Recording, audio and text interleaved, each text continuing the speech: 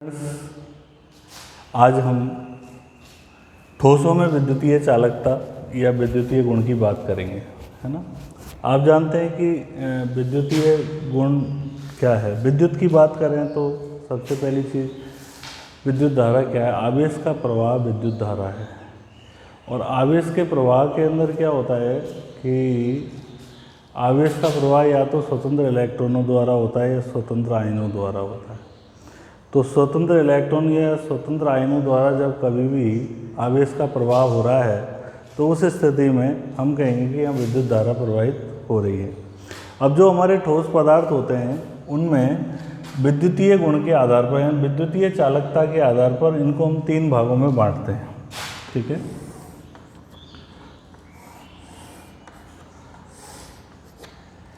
एक तो होते हैं हमारे चालक, दूसरे होते हैं हमारे पास अर्धचालक, और तीसरे होते हैं हमारे पास अचालक या कुचालक भी इनको कहा जाता है, ठीक है। चालक ऐसे पदार्थ होते हैं जिनमें से विद्युत धारा को सरलता से प्रवाहित किया जा सकता है ना। इनकी जो चालकता परास होती है वो 10 की घात -6 से 10 की घात 4 से 10 की घात 7 ओम इनवर्स मीटर इनवर्स होती है, ठीक है। ये इनकी चालकता परास होती है। अर्धचालक जो होते हैं इनकी जो चालकता परास है वो 10 की घात -6 से 10 की घात 4 ओम इनवर्स मीटर इनवर्स होती है। और जो अचालक होते हैं इनकी जो चालकता परास होती है वो 10 की घात -20 से 10 की घात -10 ओम इनवर्स मीटर इनवर्स होती है, ठीक है। तो आप इस बात को अच्छे से जानते हैं कि जो चालक पदार्थ होंगे उनमें से विद्युत धारा को सरलता से प्रवाहित किया जा सकता है ना। जैसे धातुएं जो होती हैं वो कैसी होती है, चालक होती हैं, है ना। इनमें सरलता से विद्युत धारा को प्रवाहित किया जा सकता है। जबकि अर्धचालकों की जो चालकता है वो क्या होगी, ये चालकों की तुलना में तो इनकी चालकता कम होगी, लेकिन अचालक पदार्थों की तुलना में इनके अंदर थोड़ी चालकता पाई जाएगी। अचालक या कुचालक पदार्थ जो होते हैं ये विद्युत धारा का चालन नहीं करते हैं सामान्य परिस्थितियों में। इनको जब हम विद्युत धारा प्रवाहित करेंगे तो किसी प्रकार की चालकता को ये प्रदर्शित नहीं करेंगे। तो इस तरह से हमने जो हमारे ठोस पदार्थ हैं इनको 3 भागों में बांटा हुआ है विद्युतीय गुण के आधार पर, चालक, अर्धचालक और अचालक। यदि हमसे पूछे कि चालक जो होते हैं उनके जो है चालकता परास कैसी होती है तो हम बता देंगे ये होती है। अर्धचालकों की क्या होती है, ये होती है। अचालकों की ये। उदाहरण के अंदर हम देखें तो चालकों के अंदर धातुएं आ जाएंगी, ठीक है। अर्धचालकों के अंदर जैसे सिलिकॉन, जर्मेनियम, ये एलिमेंट्स आ जाएंगे, है ना। और अचालकों के अंदर जैसे लकड़ी, रबर, प्लास्टिक, ठीक है, ये आ जाएंगे। ये सब जो होंगे ये अचालक होंगे। तो इस तरह से हमारे पास जो ठोस पदार्थ होते हैं वो चालक, अर्धचालक और अचालक होते हैं ना। इंग्लिश में चालक को हम कंडक्टर बोलेंगे, अर्धचालक को सेमी कंडक्टर बोलेंगे, और अचालक को हम इंसुलेटर बोलेंगे, है ना। या नॉन कंडक्टर भी बोल सकते हो, इंसुलेटर भी बोल सकते हो, रोधक भी, इनको रोधी भी बोला जाता है ना। अब बात ये आती है कि हम इस चीज़ को कैसे समझें कि चालक विद्युत धारा को कैसे प्रभावित कर लेते हैं, इनमें से कैसे प्रवाह हो जाता है विद्युत धारा का। अर्धचालकों में विद्युत धारा का प्रवाह कम क्यों होता है, और जो अचालक होते हैं उनमें विद्युत धारा बिल्कुल भी प्रवाहित क्यों नहीं होती है। इन चीज़ों को समझने के लिए हमको यहाँ पर एक बेंड सिद्धांत को समझना होगा। बेंड सिद्धांत इस चीज़ की व्याख्या करता है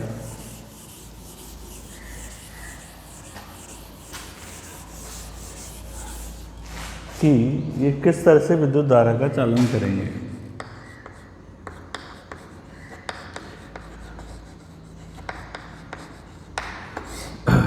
बेंड सिद्धांत वास्तव में जो है वो मॉलिक्यूलर ऑर्बिटल थ्योरी आपने पढ़ी हुई है, MOT, उस पर आधारित है।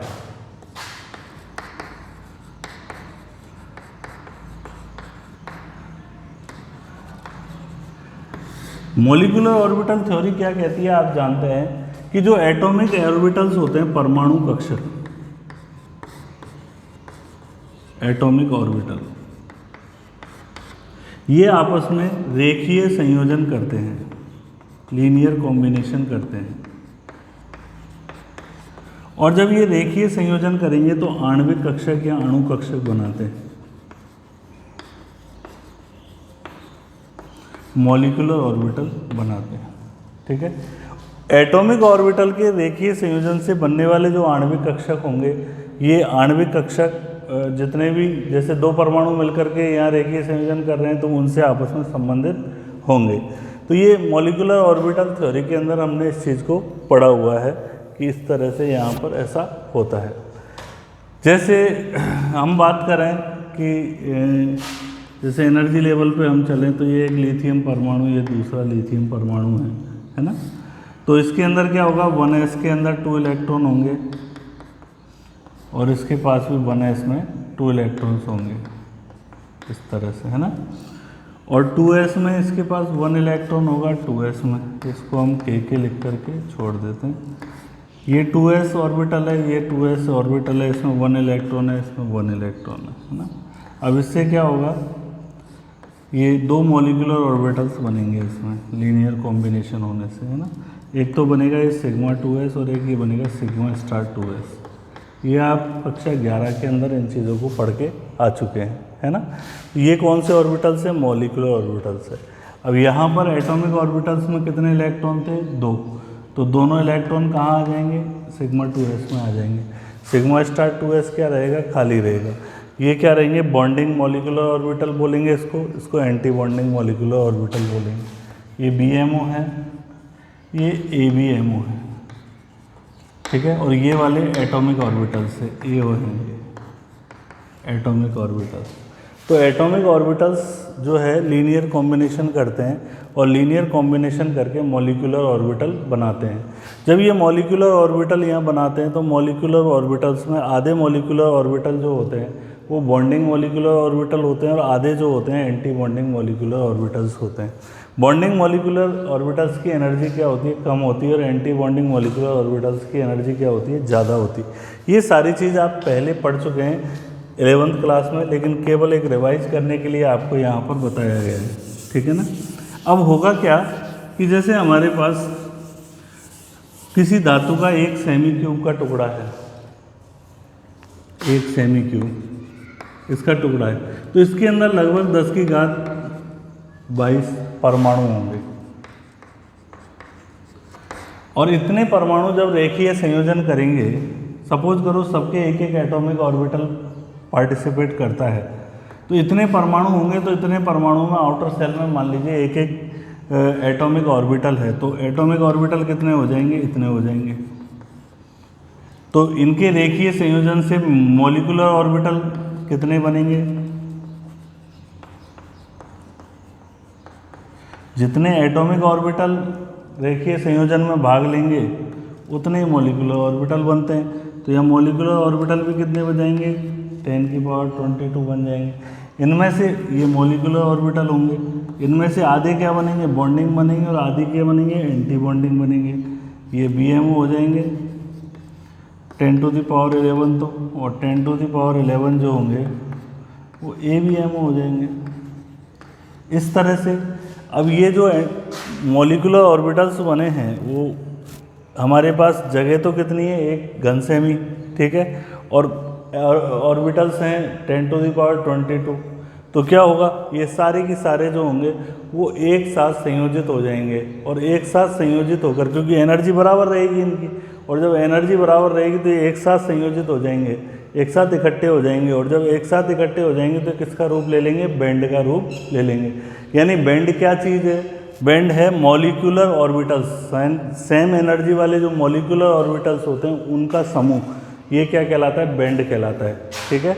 तो मॉलिक्यूलर ऑर्बिटल्स किससे बने, एटॉमिक ऑर्बिटल्स बने, एटॉमिक ऑर्बिटल्स जो हैं उन्होंने क्या किया, रेखीय संयोजन किया, और रेखीय संयोजन करके क्या बनाया, मॉलिक्यूलर ऑर्बिटल्स बनाया। और ये जो मॉलिक्यूलर ऑर्बिटल्स हैं इनकी एनर्जी क्या है, सेम है। और जब एनर्जी सेम है तो ये एक साथ जब एकत्रित होंगे तो किसका रूप ले लेंगे, बैंड का रूप ले लेंगे। और जब बैंड का रूप लेंगे तो हम फिर बैंड के द्वारा इनको समझाते हैं कि किस तरह से चालक पदार्थों में कैसे बैंड बनते हैं, अर्धचालकों में कैसे बैंड बनते हैं, और जो अचालक पदार्थ होते हैं उनके अंदर बैंड कैसे बनते हैं, उनको हम यहाँ देखते हैं। ठीक है, देखिए चालक पदार्थों के अंदर क्या होता है, जैसे चालक है, ठीक है, ये एनर्जी लेवल पे चलेंगे, है ना, बैंड थ्योरी किस पे चलेगी, एनर्जी लेवल। तो इसमें क्या होगा कि जैसे ये चालकों के अंदर सपोज ये, अब यहाँ बैंड जो होंगे ना, ये दो शब्द आएंगे, एक तो आएगा चालकता बैंड और एक आएगा संयोजकता बैंड। संयोजकता बैंड क्या होता है, किसी भी पदार्थ है तो जिसका भी हम यहाँ पर चालकता को देख रहे हैं तो उसका जो आउटर शेल होगा, वाह्यतम कोश होगा, उस वाह्यतम कोश का जो भरा हुआ बैंड होगा, वाह्यतम कोश का जो भरा हुआ फिल किया हुआ जो बैंड होगा, उस बैंड को हम क्या कहते हैं, संयोजकता बैंड कहते हैं। और उससे अगला बैंड जो कि खाली है उसको हम कौन सा बैंड कहते हैं, चालकता बैंड कहते हैं। जैसे सपोज ये यहाँ पर भरा हुआ बैंड है, ये मैंने ऐसे लाइन खींच के इसको ये दिखाया है कि इसमें इलेक्ट्रॉन्स भरे हुए हैं, तो ये कौन सा बैंड हो जाएगा, संयोजी बैंड या संयोजकता बैंड हो जाएगा। क्यों हो जाएगा, क्योंकि इसके अंदर इलेक्ट्रॉन भरे हुए हैं, इसलिए संयोजकता बैंड हो गया। इससे अगला वाला जो बैंड है, ये बैंड है ये वाला, ठीक है, ये खाली है, तो इसको हम कौन सा बैंड कहेंगे, चालकता बैंड कहेंगे। ये चालकता बैंड हो गई। अब होता क्या है कि यह संयोजकता बैंड और चालकता बैंड जो है, इन दोनों की ऊर्जा में इतना कम अंतर होता है कि एक दूसरे को ओवरलैप कर जाते हैं। अब ये बैंड जो होगा, इसकी ऊर्जा और इसकी ऊर्जा लगभग समान है, तो दोनों एक दूसरे को ऐसे स्पर्श कर जाते हैं, दिस टाइप। ये लो,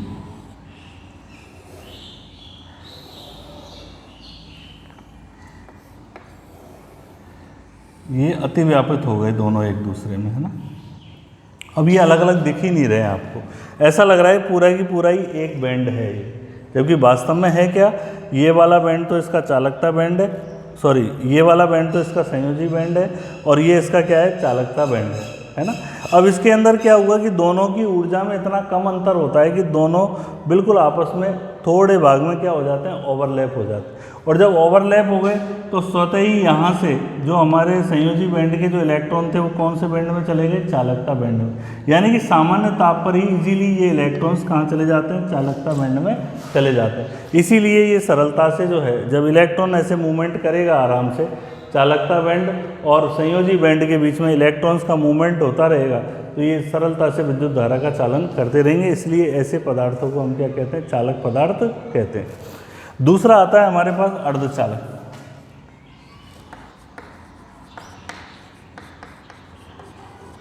अर्धचालक जो होते हैं इनके अंदर क्या होता है बेटा कि जैसे ये संयोजकता बैंड है, इसमें ये इलेक्ट्रॉन्स भरे हुए हैं इस तरह से, ठीक है। और ये जो है अगला आपका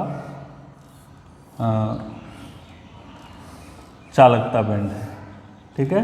ये तो कौन सा बैंड हो गया, संयोजकता बैंड हो गया ये वाला, और ये वाला बैंड कौन सा हो गया, चालकता बैंड हो गया। संयोजकता बैंड इसको क्यों कहा है, क्योंकि इसके अंदर क्या है कि इलेक्ट्रॉन्स जो हैं भरे हुए हैं इसलिए। और ये इससे अगला वाला रिक्त बैंड है, इसलिए हमने इसको कौन सा बैंड कहा है, चालकता बैंड कहा है।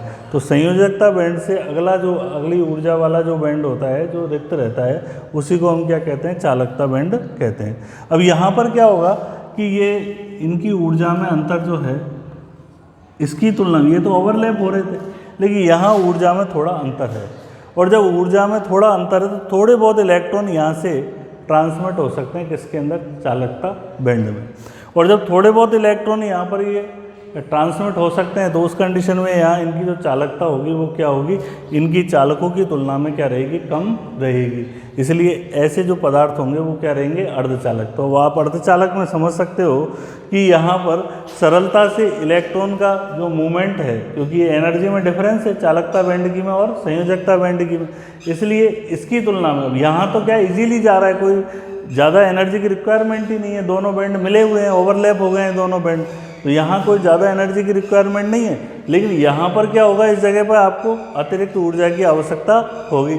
और यदि सामान्य ताप की बात करोगे तो सामान्य ताप पे बहुत थोड़े से इलेक्ट्रॉन्स जो होंगे उनका यहाँ पे मूवमेंट होगा, और जब थोड़े से इलेक्ट्रॉन्स का मूवमेंट होगा तो उस कंडीशन में यहाँ पर इनकी चालकता का मान भी क्या होगा, कम होगा। और जब चालकता कम है चालकों की तुलना में, तो ये किस तरह व्यवहार करेंगे, अर्धचालकों की भांति व्यवहार करेंगे।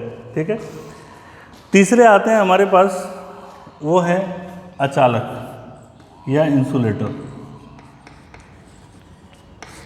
अचालक के अंदर क्या होता है कि जैसे ये संयोजी बैंड है, ठीक है, ये संयोजी बैंड है ना, और जब ये संयोजी बैंड है तो ये इसका अगला चालकता बैंड है, ये चालकता बैंड है।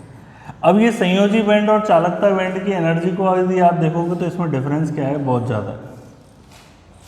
ठीक है, ये संयोजी बैंड और चालकता बैंड की एनर्जी का ये जो डिफरेंस होता है ना, इसी को हम बोलते हैं वर्जित ऊर्जा अंतराल। इसको आप कह सकते हैं वर्जित ऊर्जा अंतराल। तो यह वर्जित ऊर्जा अंतराल का जो मान है वो यहाँ अर्धचालकों की तुलना में क्या रहता है, अधिक रहता है। और जब वर्जित ऊर्जा अंतराल का मान ज़्यादा है तो यहाँ से इलेक्ट्रॉन ट्रांसमिट होकर, जो ये आपका संयोजकता बैंड है, इस संयोजकता बैंड से इलेक्ट्रॉन ट्रांसमिट होकर के जो आपका चालकता बैंड है उसमें नहीं जा पाएंगे। और जब ये यहाँ नहीं जा पाएंगे तो उस स्थिति में किसी प्रकार की चालकता को प्रदर्शित नहीं करेंगे। तो आपके ये बात समझ में आई होगी कि बैंड सिद्धांत किस तरह से इस चीज़ को समझाता है। एक बार दोबारा से इसको आप रिवाइज कर ले। चालकों के अंदर क्या होता है कि जो संयोजकता बैंड और जो चालकता बैंड होते हैं वो एक दूसरे में क्या हो जाते हैं, ओवरलैप हो जाते हैं, अतिव्यापित हो जाते हैं। और अतिव्यापित हो जाने के कारण जो संयोजी बैंड के जो इलेक्ट्रॉन्स होते हैं सरलता से चालकता बैंड में सामान्य रूप से गमन करते रहते हैं, इसलिए प्रत्येक ताप पर अपनी चालकता को प्रदर्शित करते हैं और सरलता से ये विद्युत धारा का प्रवाह करते हैं। अर्धचालकों के अंदर क्या होता है कि संयोजकता बैंड और जो चालकता बैंड है उसकी ऊर्जा में अंतर तो होता है, इसकी तुलना में तो अंतर होता है, लेकिन ये अंतर थोड़ा ही होता है। और जब अंतर थोड़ा होता है तो कुछ इलेक्ट्रॉन इसमें ट्रांसमिट होते रहते हैं चालकता बैंड में, और जब कुछ इलेक्ट्रॉन इसमें ट्रांसमिट होते रहेंगे तो उस कंडीशन में क्या होगा कि ये विद्युत धारा का थोड़ा चालन तो करेंगे लेकिन चालकों के बराबर नहीं करेंगे, इसलिए हम इनको क्या कहेंगे, अर्धचालक। यदि इन अर्धचालकों को परम शून्य ताप यानी 0 केल्विन टेम्परेचर पर रख दिया जाए तो किसी प्रकार की चालकता को नहीं दर्शाते हैं। क्यों नहीं दर्शाएंगे कि जैसे ही आपने इनको 0 केल्विन पर रखा तो इलेक्ट्रॉन यहाँ से यहाँ ट्रांसमिट हो ही नहीं पाएगा, इनको इतनी एनर्जी मिल ही नहीं पाएगी, इसलिए उस स्थिति में चालकता को नहीं दर्शाएंगे। लेकिन यदि हमने इनको सामान्य ताप पर रख दिया तो सामान्य ताप पर क्या होगा, जैसे 298 केल्विन पर हमने रखा है तो 298 केल्विन पर ये इलेक्ट्रॉन यहाँ आसानी से इसमें ट्रांसमिट होंगे, इसलिए ये चालकता को दर्शाएंगे। तभी तो इनकी चालकता जो परास हमने लिखी है वो 10⁻⁻6 से 10⁴ ओम इनवर्स मीटर इनवर्स होती। तो ये इसीलिए इस तरह का यहाँ पर चेंज हमको देखने को मिलता है। इनमें क्या होता है कि ये आपका संयोजी बैंड है, कुचालकों में या रोधी की हम बात कर रहे हैं, अचालकों की बात कर रहे हैं, तो ये संयोजी बैंड है और ये आपका चालकत्व बैंड है। दोनों की ऊर्जा में इतना ज़्यादा अंतर होता है कि इसमें से एक भी इलेक्ट्रॉन इधर ट्रांसमिट हो ही नहीं पाएगा, और जब इलेक्ट्रॉन्स का मूवमेंट नहीं होगा तो वो किसी प्रकार की विद्युत चालकता को प्रदर्शित ही नहीं करेगा। तो इस तरह से हमारे पास ये चालक, अर्धचालक और अचालक होते हैं। तो ये बैंड सिद्धांत, जैसे आपसे प्रश्न आए कि बैंड सिद्धांत के आधार पर समझाइए कि ठोसों में विद्युतीय गुण कैसे होती है, विद्युत चालकता कैसे होती है, ठोस पदार्थ विद्युतीय गुण कैसा प्रदर्शित करते हैं, बैंड सिद्धांत के आधार पर समझाइए।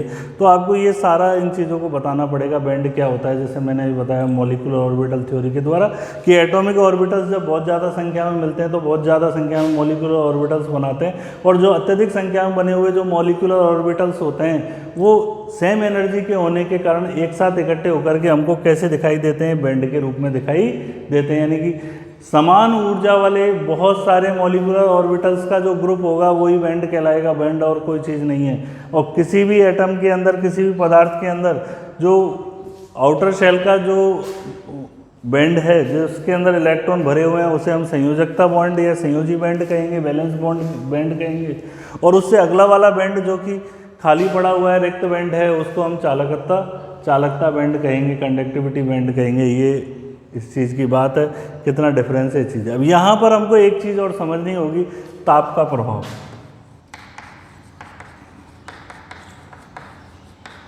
कि ये जो है इनके चालकत्व पे ताप का किस तरह से प्रभाव होता है, तो इसको हमको यहाँ पर समझना होगा। तो ताप के प्रभाव के अंदर अपन देखें, देखो चालक जो होते हैं सामान्य ताप पर आसानी से विद्युत धारा का चालन करते हैं।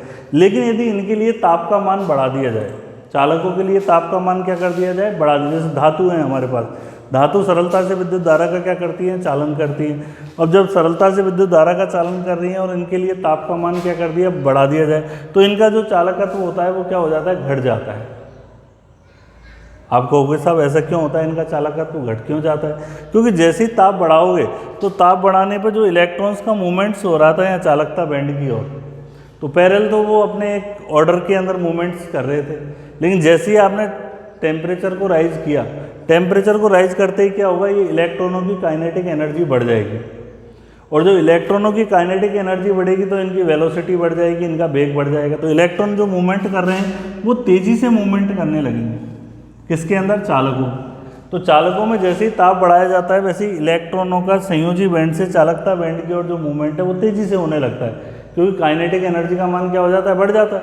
और जब तेज़ी से मूवमेंट होता है तो उस कंडीशन में यहाँ पर जो इलेक्ट्रॉन तेज़ी से जब जाएंगे तो एक दूसरे से टकराएंगे, यानी एक दूसरे के बहने में प्रतिरोध उत्पन्न करने लग जाएंगे, बाधा उत्पन्न करने लग जाएंगे। तो यहाँ पर इलेक्ट्रॉनों के बहने में उत्पन्न होने वाली जो बाधा होती है उसी को हम क्या कहते हैं, प्रतिरोध कहते हैं। तो यहाँ प्रतिरोध का मान, रेजिस्टेंस का मान क्या हो जाएगा, बढ़ जाएगा।